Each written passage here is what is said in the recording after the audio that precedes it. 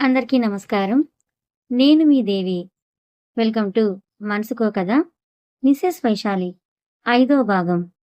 ఈరోజు ఎపిసోడ్‌లో ఏం జరుగుతుందో చూద్దామా? శేఖర్ బయట నిల్చున్న వంశీని చూసి దగ్గరికి వెళ్తాడు. ఏంటి బావగారు వేప చెట్టుని ఏం చూస్తున్నారు? వంశీ, అది వదిలే గాని ఏంటి నైటంతా ఓకేనా? అని అడుగుతాడు. బావగారు ఏంటండి మీరు కూడా? వైశాలి చిన్నపిల్ల. అలాంటిది నాకు తెలుసు శేఖర్. కానీ మీరందరూ ఓకే అనేసరికి నేనింకేం మాట్లాడలేదు అంటాడు వంశీ. ఆ! మా అక్క కూడా అసలే అలా ఎలా అనుకుందో నాకు అర్థం కాలేదు. మీ అక్క ఒక తింగర్ది తెలిసిందే కదా అనగానే నవ్వుతాడు. ఆ రోజంతా అందరూ ఆనందంగా ఉండి సాయంత్రం శేఖర్, వైశాలి బయలుదేరతారు. శేఖర్, మామయ్య గారు జాగ్రత్త. ఏదైనా అవసరమైతే ఏం ఆలోచించకుండా ఒక ఫోన్ చేయండి. సరే అల్లుడు గారు అనగానే శేఖర్ నవ్వి వెళ్ళొస్తామని బయలుదేరతారు. భారతి వాళ్ళు బామ్మ ఉండడంతో డైరెక్ట్‌గా హైదరాబాద్‌కి బస్సెక్కేస్తారు. ఇంటికి రాగానే బామ్మ ఉండడంతో సైలెంట్‌గా లోపలికి వెళ్ళిపోతాడు. మహాలక్ష్మి గారు వంట చేస్తూ ఉండడంతో వైశాలి వెళ్లి హెల్ప్ చేస్తుంది.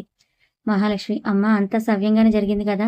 ఆ అత్తయ్య గారని సైలెంట్‌గా ఉంటుంది. కొంతసేపటికి సీతారాం గారు రావడం భోజనం చేసి పడుకుంటారు. అందరూ శేఖర్ లేచి బయట వసారాలో కూర్చొని ఫోన్ నొక్కుకుంటూ ఉంటే ఇంతలో మహాలక్ష్మి గారు లేచి ఏంట్రా ఇక్కడ కూర్చున్నావు? టీ పెట్టమంటావా? హా అమ్మా అనగానే మహాలక్ష్మి గారు లోపలికి వెళ్తారు. శేఖర్ కూడా వంటగదిలోకొచ్చి గట్టు మీద కూర్చుంటాడు. అమ్మా, నీతో ఒక విషయం మాట్లాడాలి అంటాడు శేఖర్. ఏంటి నాన్నా? నేను వైశాలిని ఇంటర్‌లో జాయిన్ చేద్దాం అనుకుంటున్నా. అంతేకాదు నైట్ మా మధ్య అలాంటిది ఏమీ జరగలేదు. అదేంట్రా అని ముందుకొచ్చి ఎవరైనా ఉన్నారేమో అని చూసి ఏం చేస్తున్నారా ఇద్దరూ కలిసి అడుగుతుంది మహాలక్ష్మి. అమ్మా, వైశాలి ఏం చేయలేదు. తను చిన్నపిల్లమ్మ. నాకు తనని చదివించాలనుంది. నువ్వే నాన్నతో ఎలా అయినా మాట్లాడని అంటుంటే మహాలక్ష్మి గారు సందేహిస్తూ ఉండడం చూసి ఏంటమ్మా ఆలోచిస్తున్నావు? ఒకవేళ వైశాలి బాగా చదువుకుంటే నన్ను పట్టించుకోదు అనా? మహాలక్ష్మి, చచ్చా అలా కాదు నాన్న. నా కోడల గురించి నాకు తెలీదా? బంగారం రా ఇద్దరు కోడళ్ళు. శ్రావణిని చదివించాలని అనుకున్నప్పుడు ఏం జరిగిందో చూసావు కదా? అమ్మా, కోడలు చదువుకోవాలని ఉందంటే మీరు బయట సమాజం మాటలు పట్టించుకుంటారేంటమ్మా? ఏ అమ్మా, భారతి అక్కని ఎంఎస్ వరకు చదివించలేదా? మరి బావ కన్నా ఎక్కువ చదివిన అక్క ఏమైనా పొగరు చూపిస్తుందా? చదువుకునేది వాళ్ళ ఐడెంటిటీ చూపించడం కోసమమ్మా. అంతేకాని పొగరు చూపించడానికి కాదు. మహాలక్ష్మి, నాకు తెలుసు నాన్న. అటు చదువు, ఇటు ఇంట్లో పనులు చేయడం చేస్తోంది వైశాలి ఎంతో ఓర్పుగా. ఏ రోజు విసుక్కోలేదు. కానీ మీ బావ ఒప్పుకోదు. నేనేదో నీకు నేర్పించానని. లేక వైశాలిని తిట్టడం కానీ చేస్తుంది. అందుకే వద్దంటున్నాను. అందరి చేత మాటలు అనిపించుకోవాల్సి వస్తుంది. అమ్మా, బామ్మ సంగతి నేను చూసుకుంటా. కానీ నువ్వు మాత్రం నాన్నని ఒప్పించు ప్లీజ్. మహాలక్ష్మి, సరే సరే ఒప్పిస్తాలే.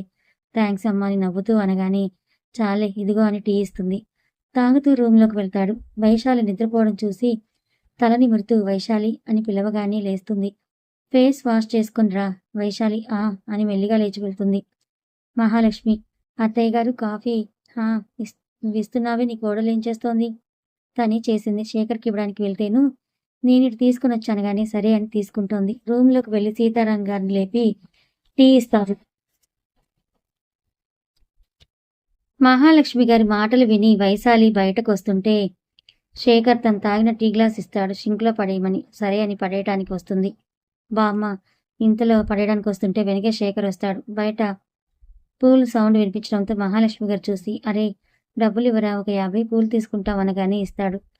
పూలు తీసుకొనొచ్చి కూర్చొని కడుతూ ఉంటారు. వైశాలి జతగా పెట్టి అందిస్తుంటే గోవింద్ రెడీ అయి బయటికి రాగానే మహాలక్ష్మి గారు చూసి అమ్మా వైశాలి కొంచెం టీ ఇవ్వు మీ బావగారికి అనగానే సరే అని తలూపి ఇస్తుంది. ఏంట్రా మీ అత్తగారింటిగా? అవును బామ్మ. మహాలక్ష్మి, అదే ఇదిగో శ్రావణికి ఇష్టమని తీసుకున్నా, ఇవ్వు అని కవర్లో పెట్టిస్తారు. గోవింద్ నవ్వుతూ తీసుకుంటాడు.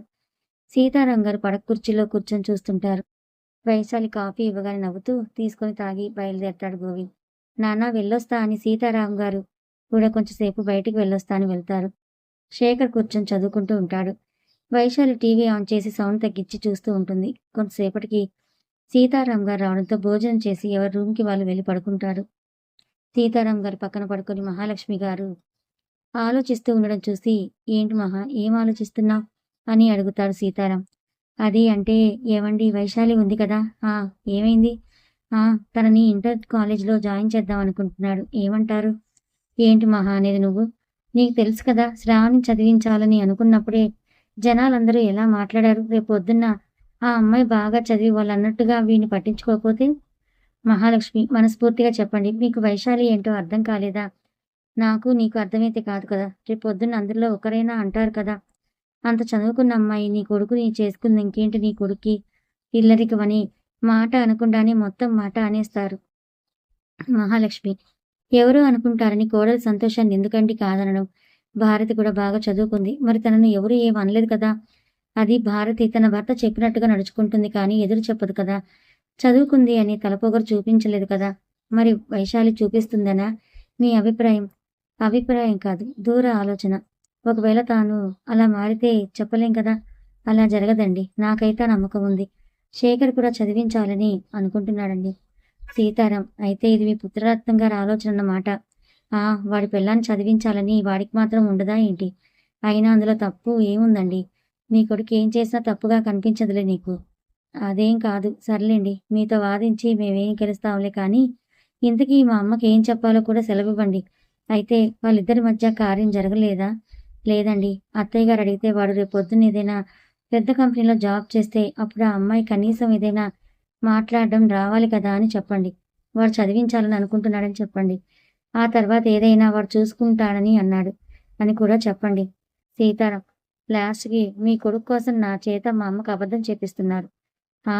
ఎంత తిట్టినా మీరు కూడా వాడి పార్టీనే కదా! ఆ విషయం వాడికి చెప్పకండి. నా మాట వినడు. ఇంకా అనగానే మహాలక్ష్మి గారు నవ్వుతారు. ఇంక పడుకోండి నా నిద్ర చెడగొట్టారని పడుకుంటారు. వైశాలికి నిద్రొచ్చి పడుకొని ఆలోచిస్తూ ఉంటుంది. శేఖర్ చూసి ఏంటి మేడం గారు ఏం ఆలోచిస్తున్నారు? ఆహా! ఏం లేదండి. ఉన్నా చెప్పకండి. మీలో మీరే దాచుకోండి. అయ్యో! అదేం కాదండి. వైశాలి రేపు నిన్ను కాలేజ్ తీసుకువెళ్తా. బావుందో లేదో చెప్పు. లేకపోతే వేరే ఏదైనా కాలేజీలో జాయిన్ చేస్తా. ఆ! అది మరి అత్తయ్య గారు వాళ్ళు శేఖర్ డౌట్‌గా అత్తయ్య గారు వాళ్ళు ఒప్పుకుంటారా అని. ఆ! ఒప్పుకుందిగా ఆల్రెడీ.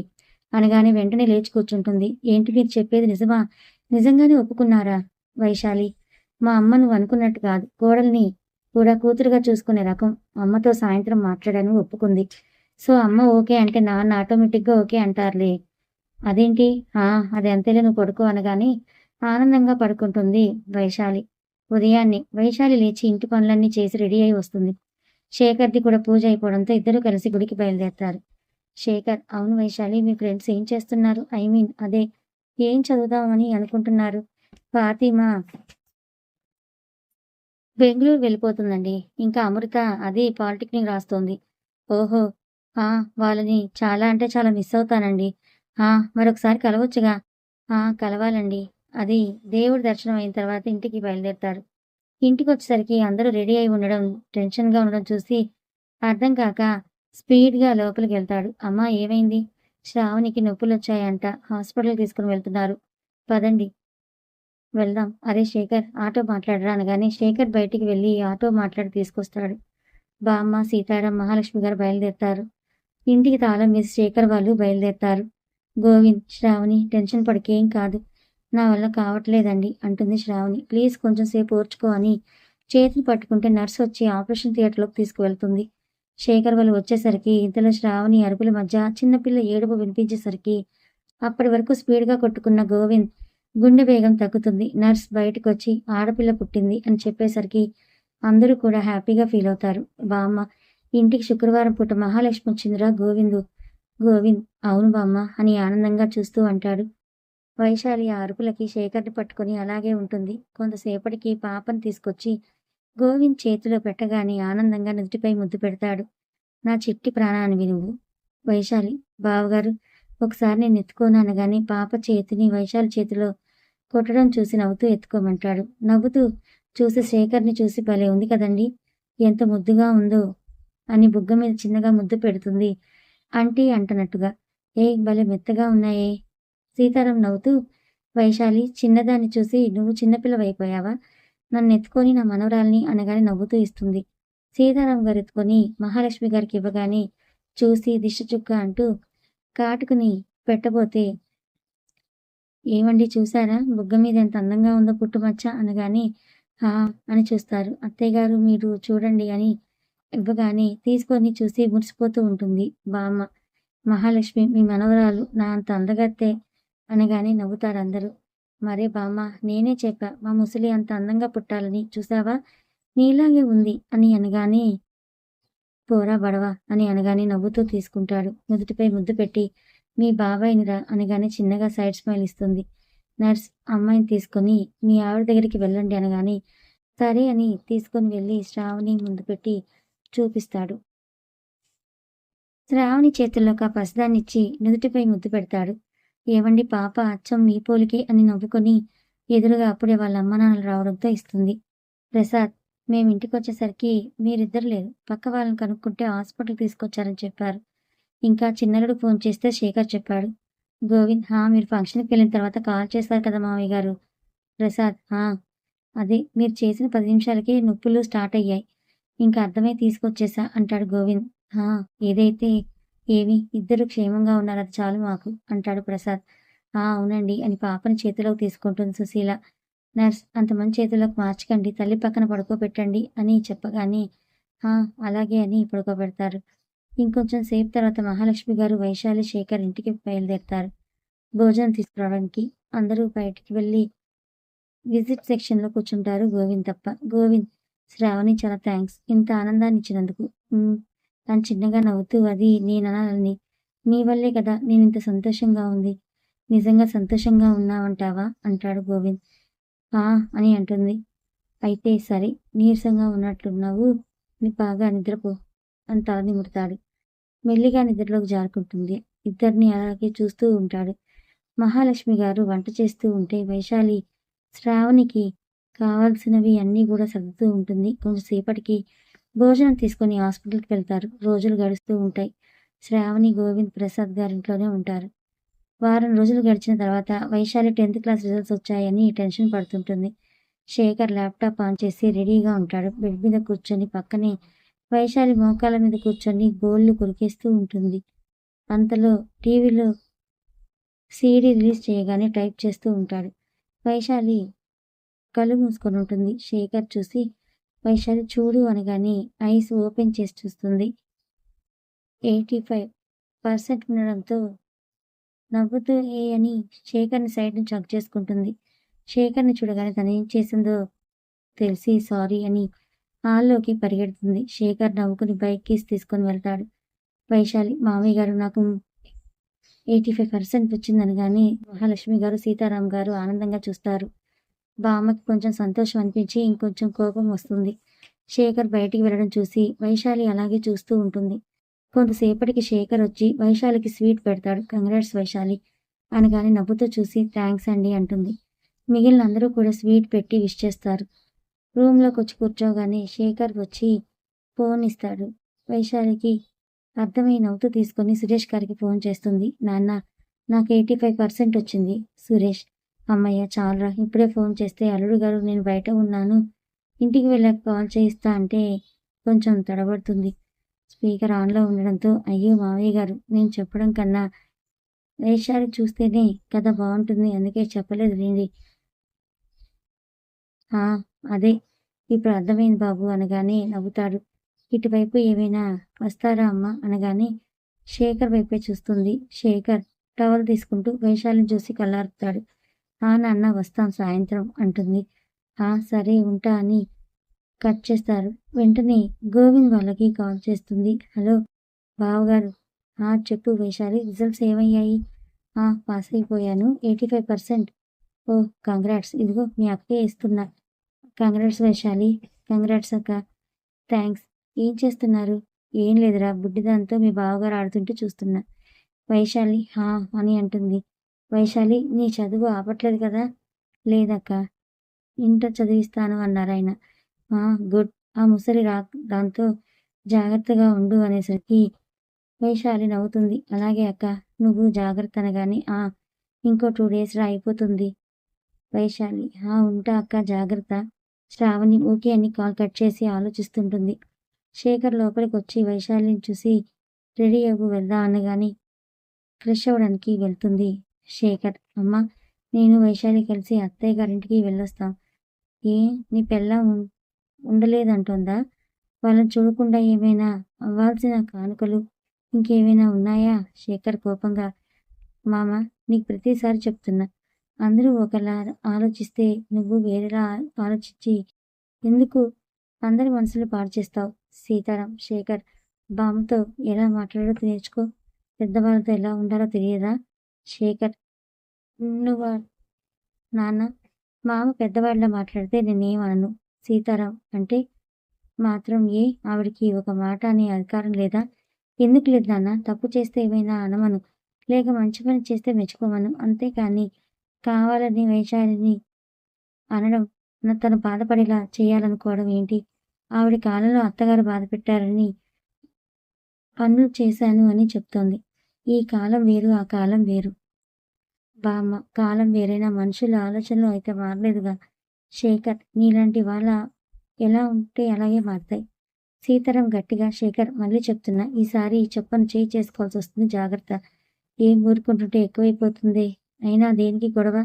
బామ్మ, ఇప్పుడు వీళ్ళిద్దరూ కలిసి అమ్మాయి అమ్మవారి ఇంటికి వెళ్ళాలంట. ఏం కానుకలు ఇవ్వడానికో మరి అనగానే శేఖర్ సీరియస్గా చూస్తాడు. అయిన నెలలో ఎన్నిసార్లు వెళ్తారు? ఇదేనా పండుగ వచ్చిందా? అయినా అన్నిసార్లు వెళ్తే మీ అత్తారింట్లో నువ్వే చులకన అయిపోతావు. ఇది చెప్పడానికే వస్తుంటే నా మాట వినవి. నేనేదో చెడ్డదానిలా కనిపిస్తున్నా. అయినా ఆ పిల్లకుండాలి. అత్తగారింటి సొమ్ము ఎంత అమ్మగారింట్లో ఇస్తుందో ఇవ్వడానికి నీకు లేదు సరే, తీసుకోవడానికి ఆ పెద్ద మనిషికైనా ఉండాలి కదా.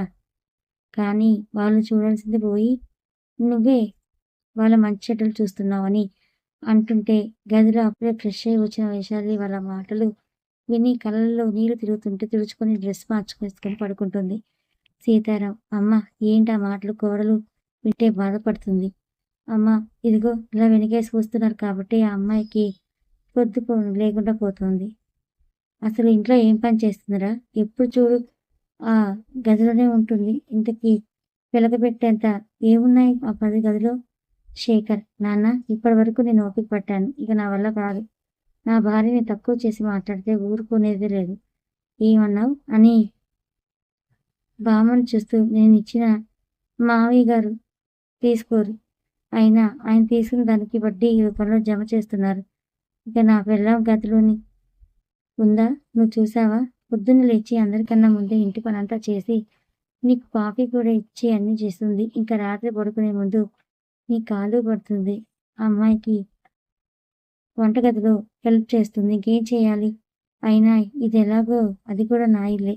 తను నన్ను నమ్మి నా చేతిని పట్టుకొని వచ్చింది. ఇంకా తన గురించి మాట్లాడే అర్హత ఇక్కడ ఎవరికి లేదు.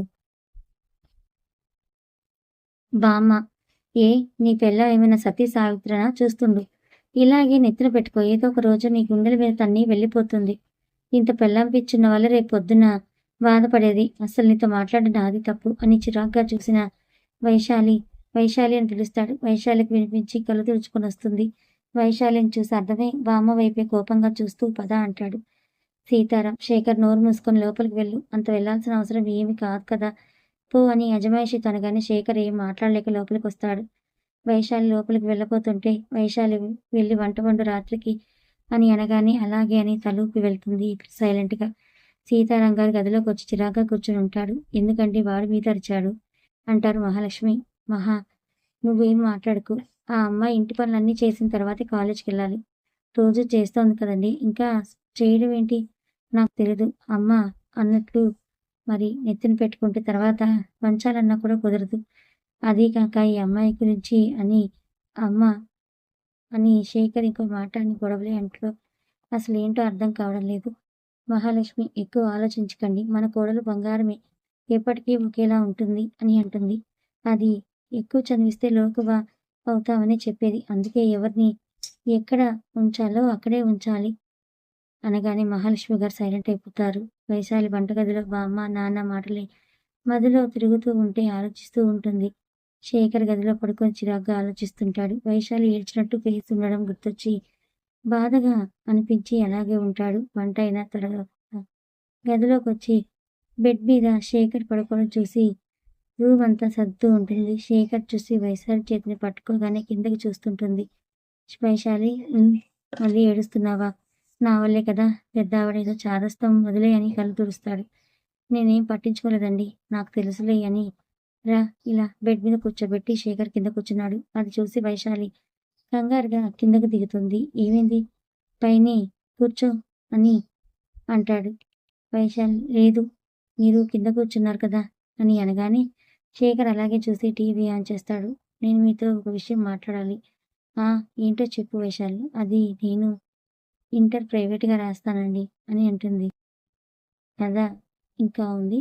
మరి ఇప్పుడు వైశాలి విషయంలో శేఖర్ ఎలాంటి నిర్ణయం తీసుకోబోతున్నాడు? మరి తనని చదివిస్తాడా? చదివిస్తే ఇంట్లో గొడవలవుతున్నాయి కదా! ఇలాంటి పరిస్థితుల్లో నెక్స్ట్ ఏం జరుగుతుందో చూద్దాం. మన ఛానల్‌ని ఫాలో అవ్వమని చెప్పి సబ్స్క్రైబ్ చేసుకొని వాళ్ళుంటే సబ్స్క్రైబ్ చేసుకోమని అడుగుతున్నాను. ఇంకా చాలామంది సబ్స్క్రైబ్ చేసుకోవట్లేదు. సబ్స్క్రైబ్ చేసుకొని లైక్ చేయండి, సపోర్ట్ చేయండి. Thank you so much.